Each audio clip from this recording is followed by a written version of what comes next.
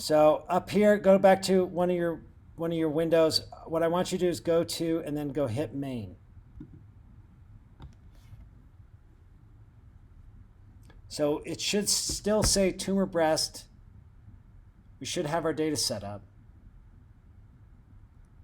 So remember, in this last one we did a versus B comparison. What else can we do? What was so you do a versus B. What was that other thing I showed you with the super friends? What can we do there? Super Friends, Legion of Doom. What were you doing with that? Correlation, right? So here's what we're going to do is we're going to find, and this was actually somebody who I think is working in the same lab you are, because you're working on triple negative breast cancer. You are. Is there another student from one of the workshops? I don't know how this works. Is there like two groups and you guys come in at different times? Is that what's going on? We're all not in the same lab, but I don't think there are any other people from CREU in my lab. Oh, really? You should have Tracy Lyons. I think it's M. Oh, maybe. Okay, well, whatever. I think it's a 1 person. Yeah. Okay, well, maybe it's not the same group, but if you're working on triple negative breast cancer, this is going to be a huge thing. So here's what I want to do is a single data set, triple negative breast cancer, and here's what I want to do is I want to go all the way down. I want to find correlated genes with a single gene.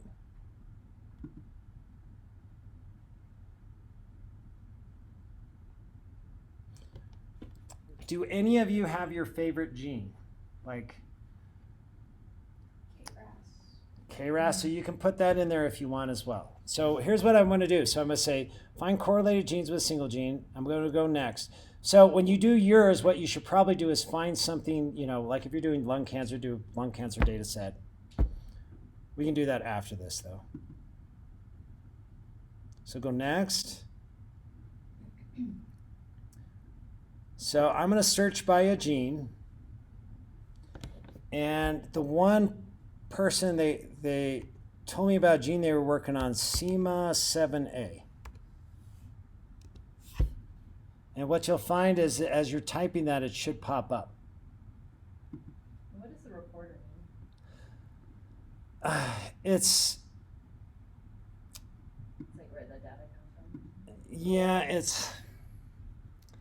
I think what they're saying, the reporter is basically, it's just gene ID, I think. So it's basically just a gene. Again, we can do the transformation, false discovery, correlations, any of this stuff. Here's what I'm going to do is I'm going to hit submit. All right, this might take a little while. Although the internet's been, holy crap, that was quick.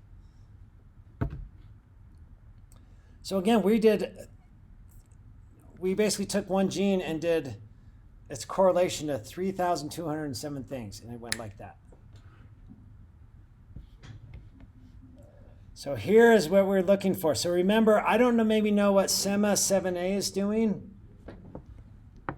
but I do know I can find its best buddies and I can find its worst enemies, right?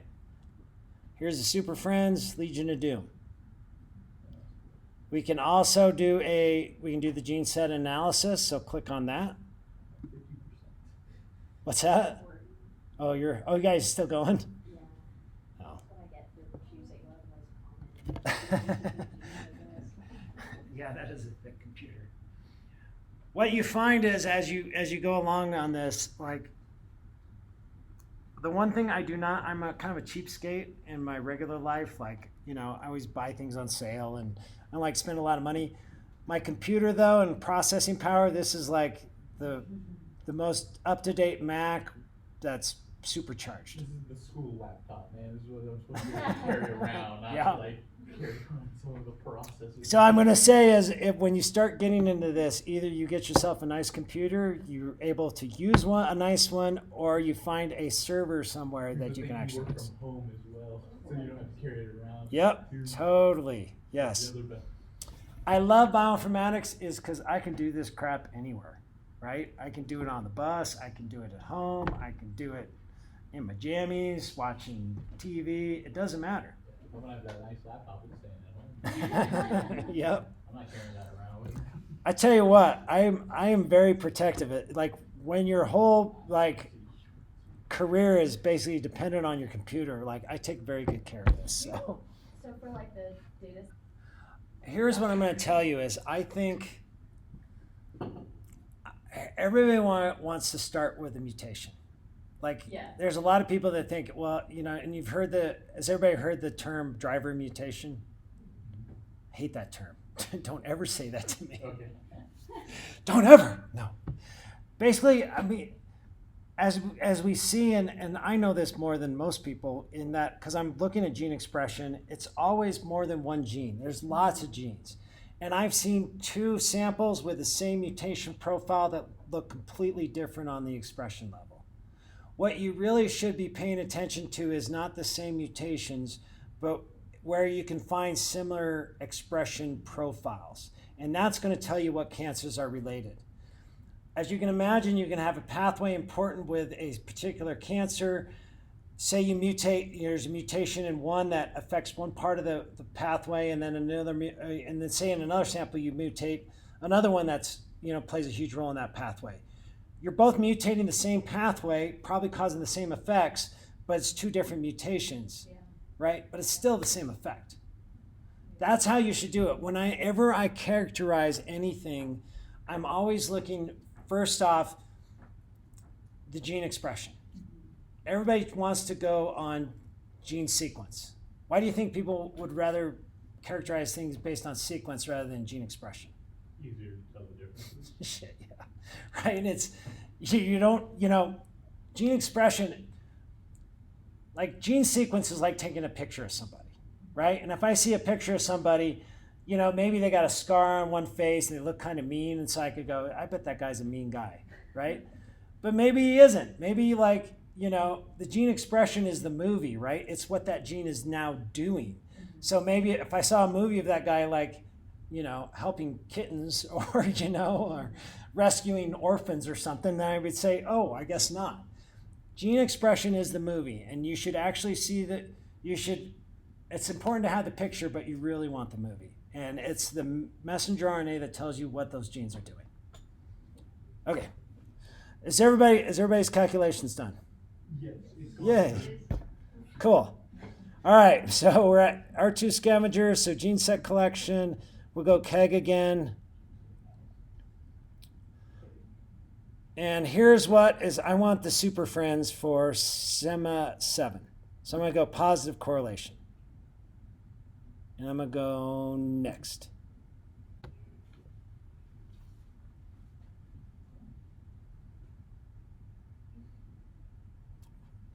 What's this screaming at you?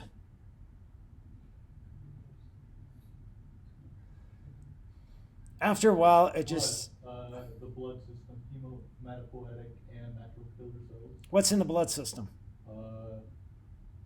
Immune system. Shit, yeah. Wait. Sorry. Heck yeah. Immune system, right? You see all these, you know, hematopoietic, graft versus host disease, inflammatory bowel disease, NF-kappa B signaling. Anytime you see NF-kappa B, like I said, I look at this stuff all the time. Like, whenever you see NF-kappa B signaling, you know the cell is pissed off. So that's what's going on there. And there's probably immunity involved in it. TNF signaling, same thing. Tumor necrosis factor, same thing. Basically, what this is telling me is that this gene is associated with the immune system. And as we talked about, everybody in this room's had cancer. The only thing that stopped it was probably your immune system.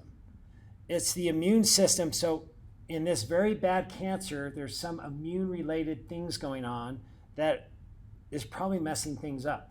And this is probably why it's so bad. That a lot of these cancers, I'm sure you've heard of, what do they call it, where they're using the CART type therapy and stuff like that. Basically, you're using your immune system, the patient's immune system against the cancer. Immunotherapy, yeah. Or neoadjunct. Yeah, but I think that's different. Oh, it might be. Adjunctive, right? That's before.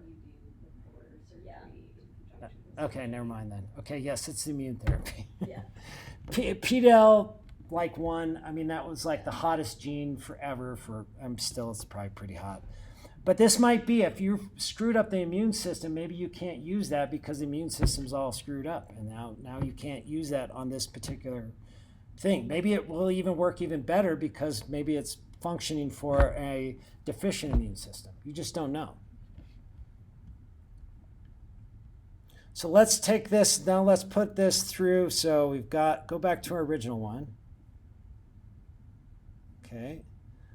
So let's download this. So save selection as a text file.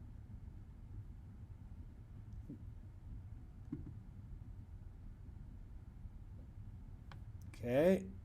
Go to this one, strip file link.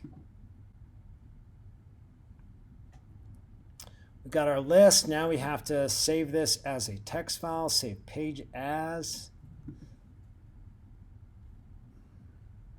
We'll make this Sema1. Sema7a.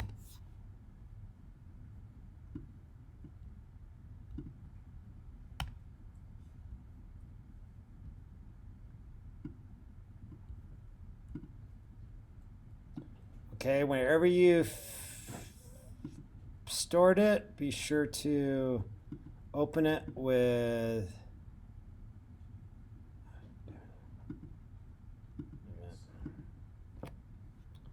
Microsoft Excel. One thing to realize with Microsoft Excel, most bioinformaticians do not like to use it. Because what happens is when you put your gene lists in, it'll change anything that looks like a date into an actual date. So all your Septine genes get turned into September, whatever. Oct, the transcription factor oct gets October. Exactly. What's another one? Sept, oct. What's another one that usually gets messed up? March.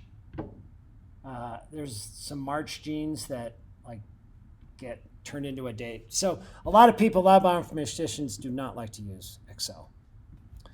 Me, at this point, it does not really care. That'd be really sad is like, say the Sept genes were like critical in all these diseases and everybody's missing them because their Excel is like not showing them as a gene. Yeah. Yep. All right, so here we've got it correlated. So what I want to do is I want positive correlation. So I'm going to go under R value, and I'm going to go from highest to lowest.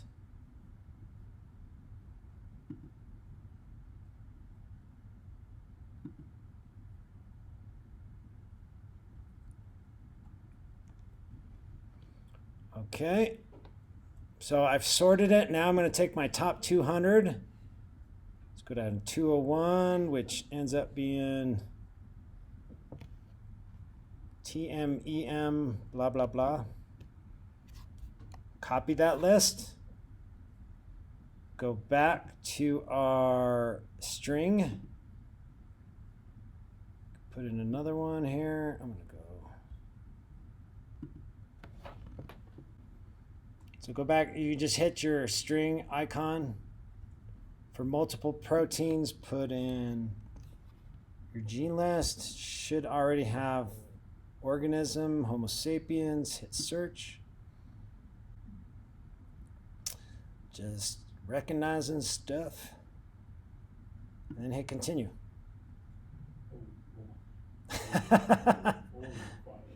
Isn't that awesome? This is how you know this crap worked. Is when you get a knot like that, there is no way in heck. Oh, how many did you put in? I just put 200. Did you really? Yeah, it was CEVPA. It was what? CEVPA. Oh yeah, that's going to have a lot of things. So again, look at this. If I want to know, so again, this is all of Sema7's buddies. If I want to go down here, I can go to my analysis. It's way significant. Like, this is totally a network that has not been seen. We're probably the first people to realize that this thing exists. Like, this happens all the time. Again, remember, all these people, all of these pathways that you see in your textbooks and stuff are all wrong. I mean, they're probably right in some aspects, but for the most part, they're not right. This kind of stuff gets you more towards the answers. This is really what a pathway starts to really looks like. It's not a series of pipes, A to B to C to D. It's this, it's knots, it's things interacting at all different spots. And again, if we go down here and we look at what are some of the things in here, it's all about, there's a lot of inflammatory networks.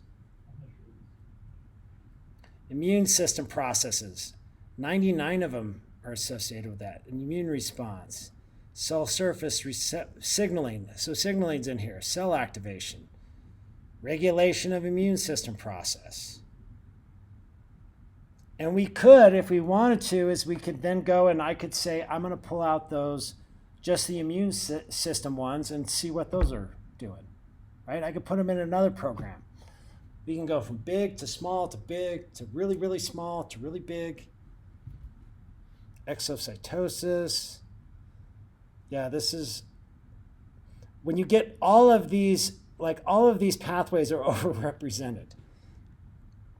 This is showing you that like this worked. And again, we can go and we look at some of the publications that came up. And this is very indicative of what we'd expect, and definitely immune system. Integrin signaling, which I think is interesting. Yep. And again, if I wanted to see what, you know, the worst enemies were, I could go back and, you know, do the negative correlated ones. And then I would see what is probably the opposite of that, right? If these things are higher in the, you know, here's what happens in cells. You typically, if you're going to go, it's kind of like dogs.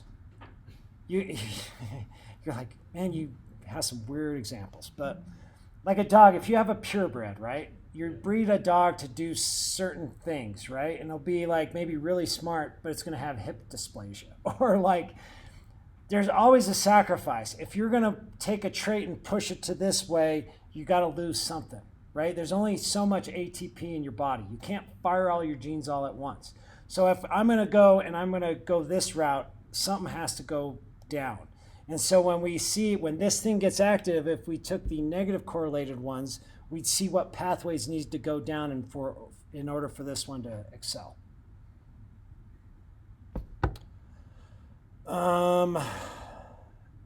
Anything else?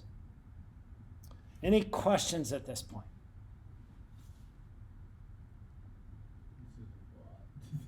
It is, and actually, it used to be I would have more stuff. I got to the point, you know, there are so many different websites out there that I think can help you with your research. What I did today is I gave you two very, very good ones. R2 Genomics. So if you learn anything from this class, R2 Genomics and String. They're both European. That means they work and they're easy to use. Again, I could take this and download all of this information.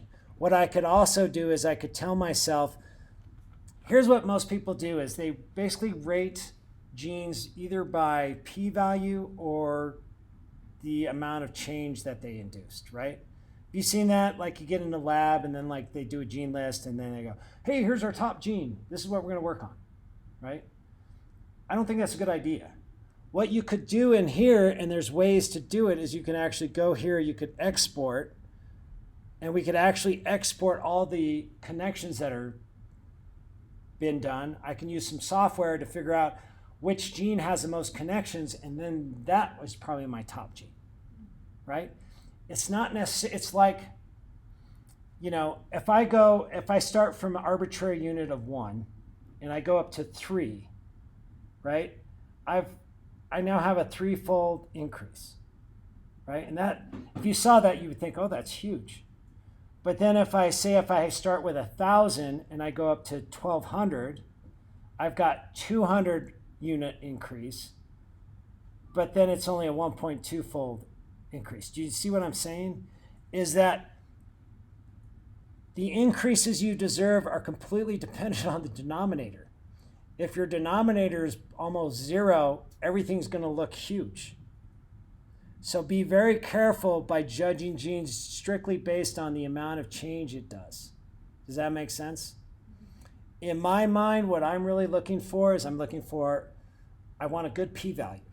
I want consistency in that, this group is definitely in this kind of range and this one's here and there's a clear difference, number one.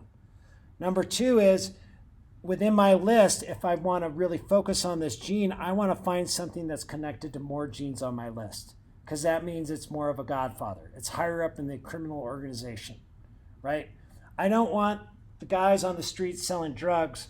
I want the godfather who's ordering them to sell drugs. Does everybody understand that? I can use that as a science example. Okay.